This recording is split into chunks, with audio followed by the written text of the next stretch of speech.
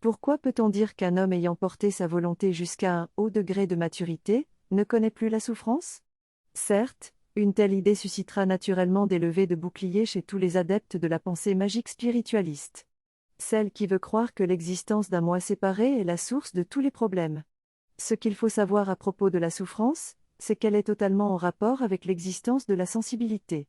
Et cela, quel que soit le statut du supposé ego ou le statut de l'incompris mental, quel que soit l'état de conviction à propos de la séparation ou de la non-séparation. Le fait de l'immersion de l'individu. Et vous restez un individu même quand vous vous croyez en unité parfaite avec le tout. Le fait de l'immersion de l'individu au sein d'un champ social. Et la notion de champ social demeure effective même lorsque vous vivez sur une île déserte. Ce fait-là signifie nécessairement qu'il se manifeste un ensemble de frottements entre votre sensibilité individuelle et les courants d'énergie du champ social. Ces frottements, qui ne sauraient être évités, génèrent à leur tour une certaine pression sur la sensibilité individuelle, en fonction de la nature des événements et de leurs enjeux. Que vous soyez un ermite isolé de la société, qui vient à tomber sérieusement malade au sein d'une nature dont il ne connaît pas suffisamment bien les ressources médicinales. Ou que vous soyez un petit entrepreneur qui s'est fortement endetté et qui doit faire face à une faillite presque certaine de son projet.